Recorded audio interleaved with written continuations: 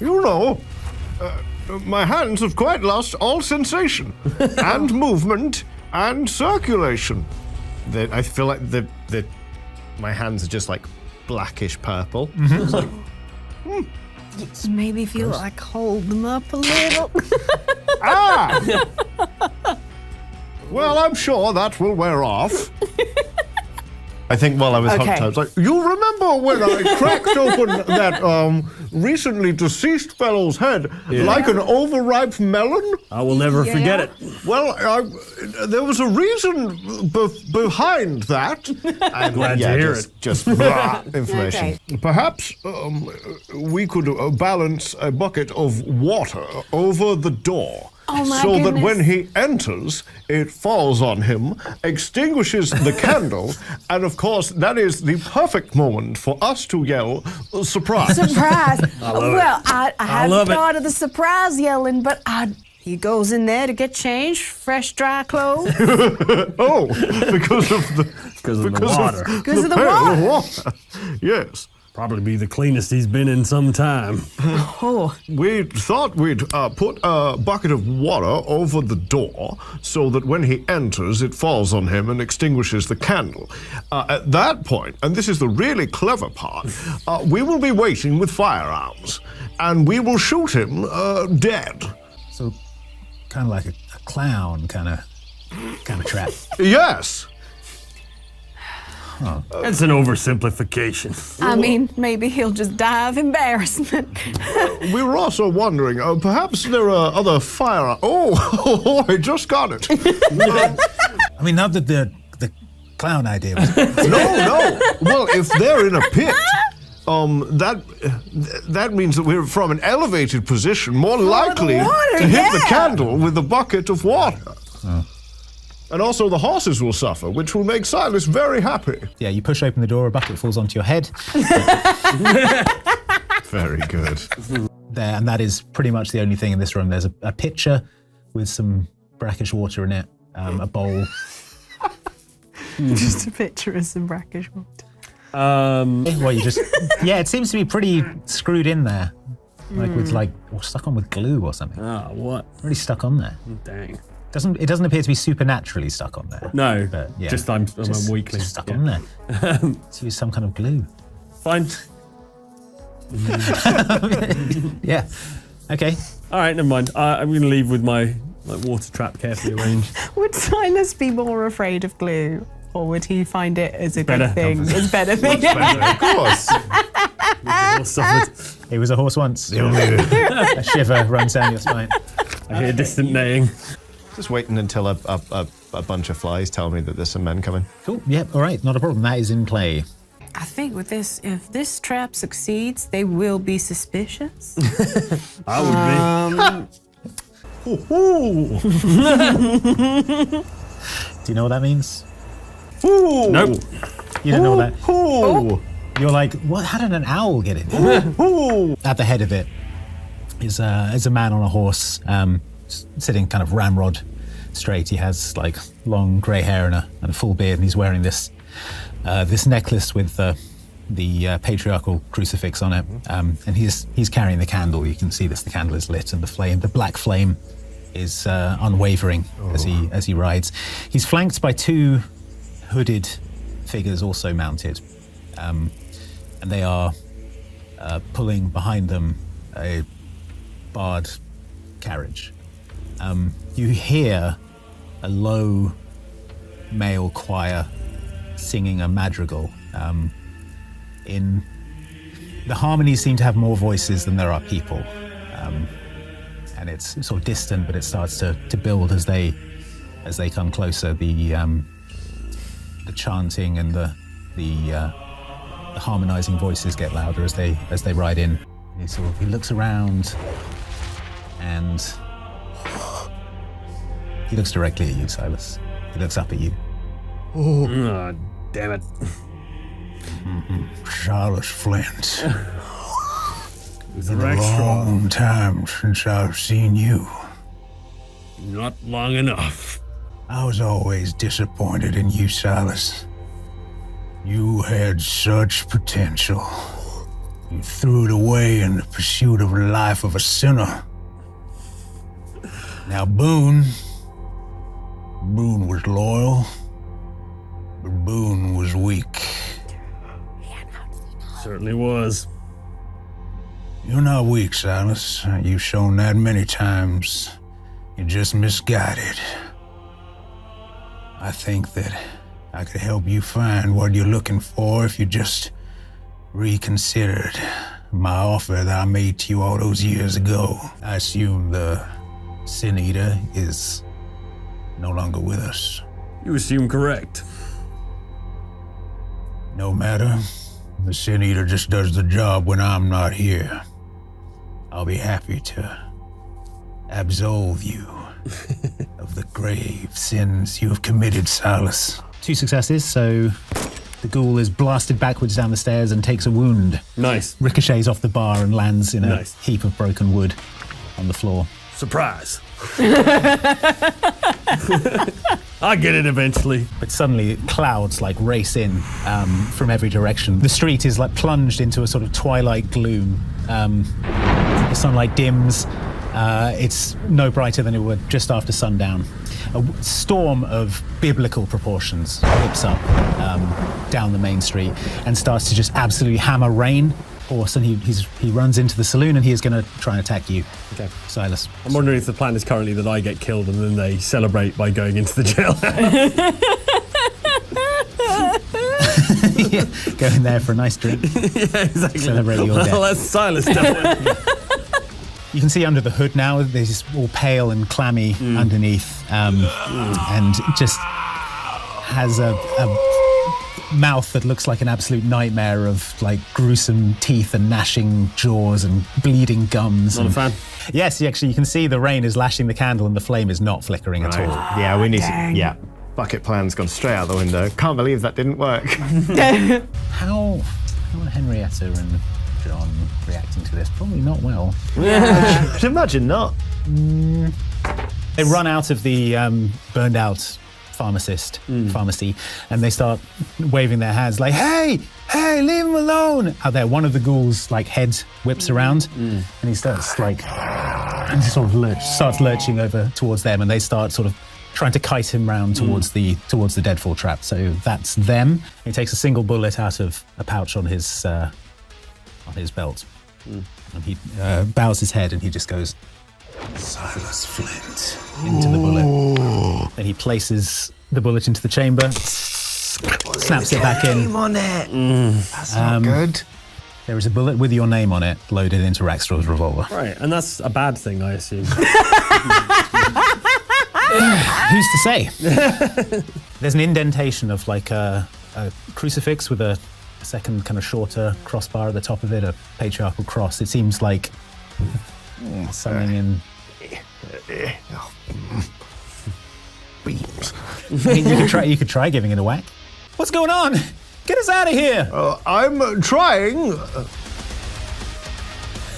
Try harder, man!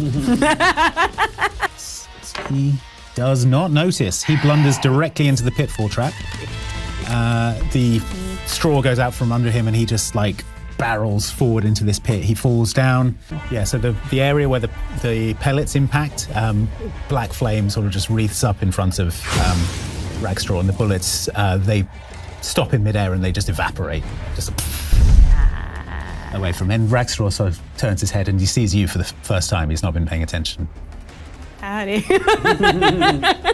See who comes out on top of this. Well, my highest is 4. My highest is 3. So Hey. stupid ghouls. Yikes. Pair of us just rolling around, Rolling covered in around. blood, not doing anything. Yeah, man. In another 3 turns, they're going to stop fighting and just start kissing. It's a classic enemies to lovers round. Kiss. Cool. Yeah. So you blast him both barrels, close range. The black fire wreathes around the back of him, and the bullets just like just disappear. Oh, Yeah, I don't think the bullets are gonna do it, Silas. Silas, Nate, I'm so confused right now. Nate just kind of like it recognizes this man. Game recognized game. Rackstraw looks at you and he sort of tilts his head. He's like, "You got greedy. What you do to her is none of my business, but you're where you belong." He is going to cast Divine Wrath on you, Nate. Surprise! Yeah, you feel like an invisible palm strike you hard in the chest. All of you watching can't see this, but it's as if Nate has been yanked backwards by a bungee cord. He's flung backwards across the street. Yeah. Arms and feet. He smashes into one of the support beams that's holding up the balcony of the saloon, and the saloon balcony collapses. Yeah, you get a hand on the candle. What are you trying to just yank it out of his... Yank it out of his grip. Yank it out of his grip. Okay. I say, I'm going to do a Yankee candle. Oh no. Oh boy. I didn't even mean to. Beauty Valentine, you're a monster hunter. Yeah, you travel with this man, an undead monstrosity. He's a violent killer, no different to the monsters you claim to hunt. So what's the difference, Edie? How long until you have to kill him? Better to get it over and done with now before he hurts others. You suddenly lose interest in everything except this question that Rackstraw has posed you. What difference is there between Nate and the creatures that you hunt? I mean, Nate has proven himself to be dangerous. Who's to say it won't get worse? Who's to say more incidents couldn't happen in future, like what happened to your brother? Can he be trusted? Is it right that you spend all your time with this someone who could be described as a monster? And what about Garnet? You've seen her do things that are unnatural. Basically, these are all the thoughts going around in your head, and suddenly the candle just doesn't seem all that important to you. You've got some hard thinking to do. So he's just cast existential crisis. Yeah, basically. Dang. Ghoul number 1, who is shaken in a hole. That sounds like a 1950s rock and roll. I'm Yeah, it shaking does. in a hole. It is still shaken in a hole. Hey. You feel as if you have just been punched hard in the chest by God. Well, that is what has happened. Andy, I want to let the devil out. Interesting. I don't know if... I don't think that this would be like a conscious choice that Nate kind of makes. I Yeah. feel like he just sort of is like, oh, and something Yeah. essential in him just responds. And Whatever is in suddenly- you is like, you are doing a poor job of this. I'm going to take over. I'll drive, yeah. That's a 4 on the D4. Edie having this 6. existential crisis. You know, but what if my friend is dangerous? Devil comes out. Oh no. Question answered, isn't it? I suppose. Oh no. Again, you feel as if you're like sinking into a sort of inky blackness as this happens, and you hear a voice coming from you that is not your own, and it says, "You went back on the deal! You were supposed to come back for me!" And Rackstraw is struggling with this blade. Says, "You're where you belong!" And the two of them are tussling. Edie, you're knocked back from the candle by this tableau that they're stuck in is where we leave you, and we move around to... Okay, he's running out into the street, and he is going to try and tackle you, Nate. He's suddenly not interested in you. Huh. Okay, so... After all we had together. So Wait, many let's get it combat out. turns. Aw. And he just leaves. Hey, if you don't have it, you don't have it. Ooh. Yep, they blast this thing, and it just hits the sides of the pit. That one is done. It is Yes, down. Abernathy's. Power couple. The couple who slays together stays together. Hellfire. Oh. So- It went correctly, I assume. Yes. Da, da, da. The Okay. best Disney villain song. Right, the saloon erupts in a spiraling torrent of hellfire. It's not affected at all by the blood rain. This fire needs no oxygen to burn. It could even burn underwater, this thing. It is just... Silas, you take 3 wounds from hellfire. Oh my god. Okay. Yeah, the saloon basically explodes. I was raw with now. you in it.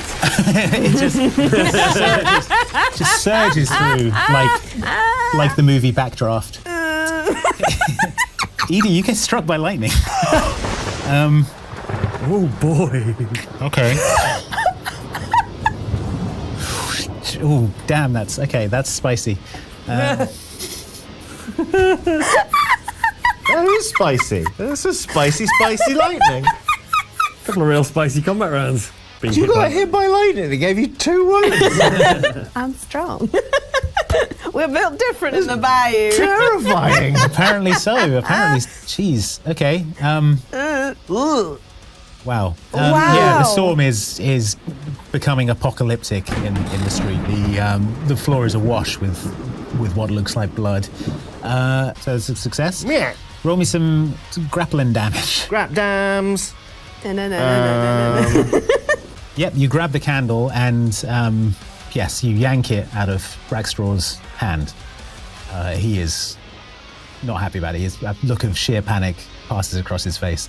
That is your go. Who is next? Well, that's where the story ends. It's just going to be a lot of episodes of Luke and Jane. Silas. Hey, a joker. Yeah, Benny's Benny's on me. I need him.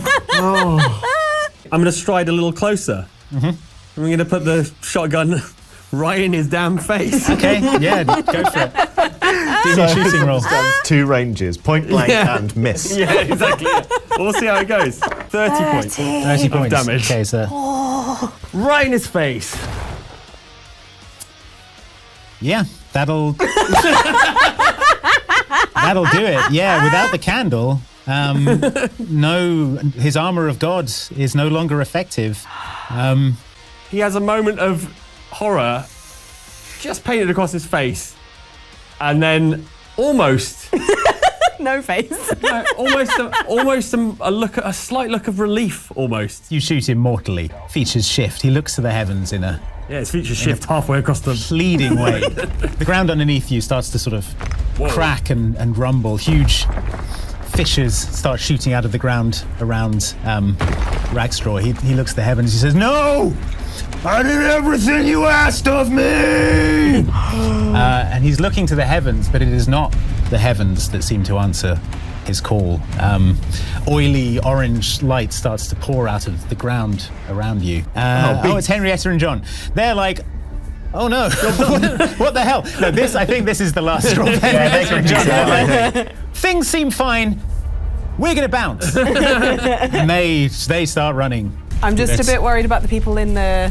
Yeah, the cracks are starting to move towards the prison wagon. I think his he's gonna be like, I think his necklace opened the thing. I think it will fit. I think it was the lock. I think it was the key to the lock. Look, can anyone grab it off him before he goes? I think he may be gone. too far gone. Okay. No, we'll give it a go. They're going to dive into hell. Yeah. Okay. Why not? Want to beat the crap out of him and take his stuff. Okay. Oh, God! Wow. How did that go? I think you can guess. That's Snake Eyes! Oh my god! Snake Eyes. It's been fun. It's been a pleasure. Happy trails! Okay, Silas, you barrel into Edie and Nate, and all 3 of you tip forward into the hole. Oh my god!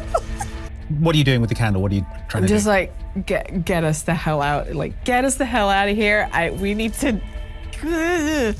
John's head pokes over and he's like, "You folks need a hand?"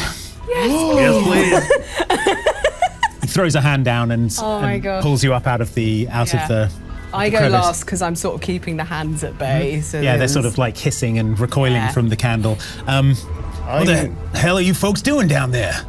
We gotta get out of here. We're trying to get the cross to open up the lock over there and get them out.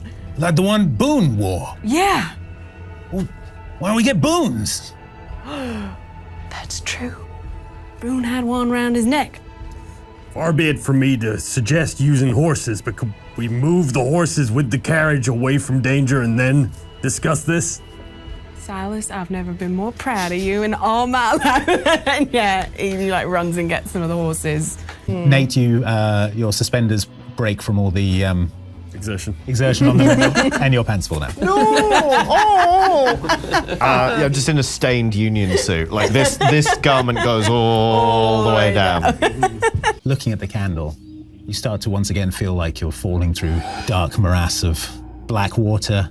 You see things again from a point of view that is not your own. You're stood in a wood-paneled library with deep crimson wallpaper. On the wall is a framed theatrical poster that says, "Redstone, the one who knows." A fire crackles in the hearth as a flamboyant man in a frock coat produces a book. You see your hand reach out for the book, and then suddenly it changes. You hear in your ears the sound of a music box. A large man in a large hat winds a key, and the studded cylinders on the music box start turning. The music becomes hazy and slow in your ears. The man comes into focus. It's a face that anyone would recognize, the state's governor, Menelaus McDaniel. And you are stood in the office of the gubernatorial mansion. And then you're back with the others. We need to kill a governor. Well, why stop at a marshal? Exactly. We're only just getting warmed up.